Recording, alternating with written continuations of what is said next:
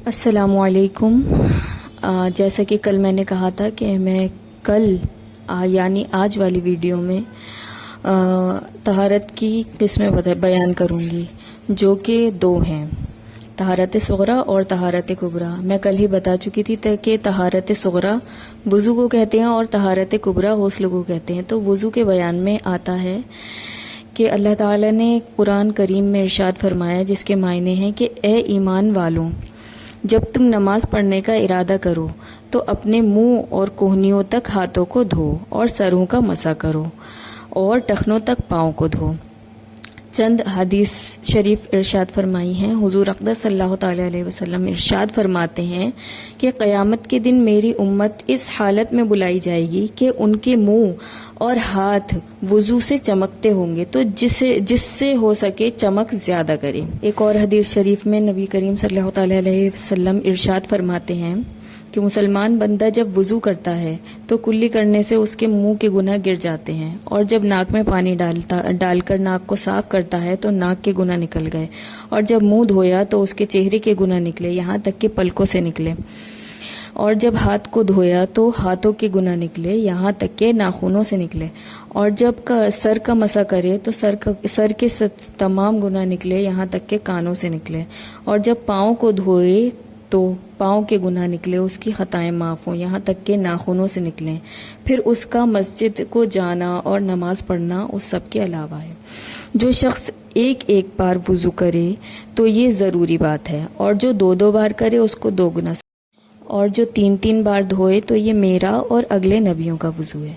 جو شخص سخت سردی میں وضو کرے کامل وضو تو اس کے لیے 2 گنا ثواب ہے، اور جو شخص وضو پر وضو کرے یعنی اس کا پہلے سے ہی وضو تھا اور دوسری نماز کا وقت آیا تو اس نے دوبارہ وضو کیا تو اس کے لیے 10 نیکیاں لکھی جاتی ہیں۔ جو آیت کریمہ میں نے ویڈیو کے شروع میں بتائی تھی، جس کا معنی بتایا تھا، اس سے ثابت ہے کہ وضو میں 4 باتیں فرض ہیں: منہ دھونا، کونیوں سمیت دونوں ہاتھوں کا دھونا، سر کا مسح کرنا اور ٹخنوں سمیت دونوں پاؤں کا دھونا۔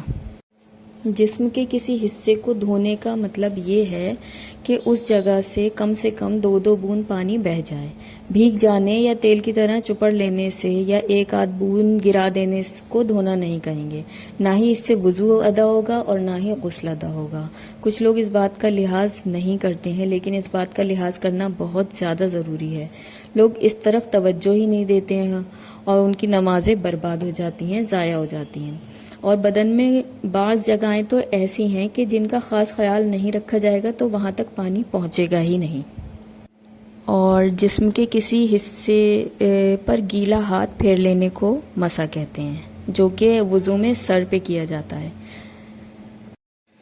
اب ہم وضو کے پہلے فرض پہ آ جاتے ہیں، جو کہ منہ دھونا ہے۔ منہ دھونے کا مطلب یہ ہے کہ شروع پیشانی سے، یعنی جہاں تک عموماً سر کے بال ہوتے ہیں، تھوڑی یعنی نیچے کے جہاں تک دانت جمنے کی جگہ ہے یہاں تک لمبائی میں، اور ایک کان سے دوسرے کان کی لو تک چوڑائی میں، اس حد کے اندر جلد کے ہر حصے پر 1 مرتبہ پانی بہانا فرض ہے۔ اب اس میں ایک مسئلہ یہ ہے کہ ہونٹوں کا وہ حصہ جو عموماً اور عادتاً تب ثابت رہتا ہے یعنی دکھتا رہتا ہے جو منہ بند کرنے کے بعد ظاہر رہتا ہے، اس کو دھونا فرض ہے۔ اسی طرح رخسار اور کان کے بیچ میں، رخسار یعنی گال اور کان کے بیچ میں جو جگہ ہے جسے کنپٹی کہتے ہیں، اس کا دھونا بھی فرض ہے۔ اسی طرح ایک اور مسئلہ، جو ناک میں عورتیں لڑکیاں نتھ پہنتی ہیں یا کچھ لونگ پہنتی ہیں تو اس سوراخ اگر بند نہ ہو تو اس میں پانی بہانا فرض ہے۔ اگر تنگ ہو تو اسے حرکت دے کر یعنی ہلا کر اس تک پانی پہنچانا ضروری ہے، اور اگر لوز ہے تو حرکت دینے کی ضرورت نہیں، یعنی اس کو چھونے کی ضرورت نہیں ہے، ایسے ہی پانی اگر اس میں سے بہہ جاتا ہے۔ اب وضو کے دوسرے فرض کی طرف بڑھتے ہیں، جو کہ ہے ہاتھ دھونا۔ اس حکم میں کوہنیوں کا بھی داخل ہونا ضروری ہے۔ اگر کوہنیوں سے ناخن تک کوئی جگہ اگر ذرہ برابر بھی رہ جائے گی تو وضو نہیں ہوگا۔ اب ہاتھوں کے دھونے میں جو مسئلہ ہے کہ جو عورتیں گہنے پہنتی ہیں، انگوٹھیاں، چھلے اور چوڑیاں وغیرہ، یا کوئی دھاگا لپیٹ لیتے ہیں بہت سارے لوگ کسی وجہ سے، تو اگر ایسا کچھ پہنا ہوا ہے ہاتھ میں اور وہ اتنا تنگ ہے کہ اس کے نیچے تک پانی نہیں پہنچے گا تو اس کو اتارنا ضروری ہے، اور اگر اتنا ڈھیلا ہے کہ اس کو ہلانے سے نیچے تک پانی پہنچ جائے گا تو ہلانا ضروری ہے، اور اگر وہ اتنا ڈھیلا ہے کہ بغیر ہلائے بھی پانی پہنچ جائے گا تو کچھ ضروری نہیں۔ ہاتھوں کی 8 گھائیاں، انگلیوں کی کروٹیں، ناخن کے اندر جو جگہ ہے، جو جگہ خالی ہے، اور کلائی کے جو بھی بال ہیں، ان کی جڑ سے نوک تک، ان سب پر پانی بہہ جانا ضروری ہے۔ اگر کچھ بھی رہ گیا تو وضو نہ ہوگا۔ ہاں، ناخنوں کے اندر کا جو حصہ ہے، جو میل ہے، وہ معاف ہے۔ آئی ہوپ اب تک جو بھی میں نے بتایا ہے وہ آپ لوگوں کو اچھے سے سمجھ میں آ گیا ہوگا۔ اب ہم لوگ وضو کے تیسرے فرض یعنی سر کے مسح پہ آ رہے ہیں۔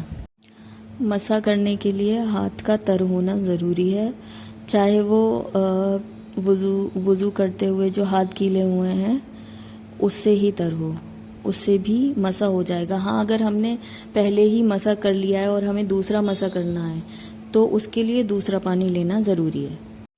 سر پر اگر بال نہ ہوں تو جلد کی چوتھائی کا، اور جو بال ہوں تو بالوں کی چوتھائی کا مسح کرنا فرض ہے۔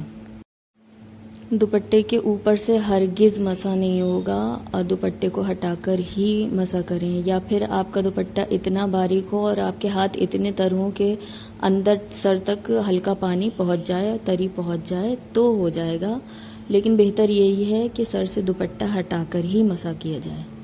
اب ہم وضو کے آخری فرض کی طرف آ رہے ہیں، جو کہ ہے پاؤں دھونا۔ پاؤں دھونے کا حکم ٹخنوں تک ہے۔ اس کے حکم میں پیروں کی گھائیاں، انگلیوں کی کروٹیں، تلوے، ایڑیاں سب کچھ شامل ہے، ان سب کا دھونا فرض ہے۔ اگر پیروں کی انگلیوں میں کچھ پہنا ہوا ہو تو اس کے نیچے تک پانی پہنچانا ضروری ہے، ورنہ وضو نہیں ہوگا۔ وضو کے تمام فرائض میں نے بیان کر دیے ہیں، اور ویڈیو کافی لمبی ہوتی جا رہی ہے، تو آئندہ آنے والی ویڈیو میں آپ کو وضو کے متفرق مسائل بتاؤں گی، وضو کی سنتیں بتاؤں گی، اور وضو کے مستحبات بتاؤں گی۔ آج کی اس ویڈیو میں اتنا ہی۔ جزاک اللہ، خدا حافظ۔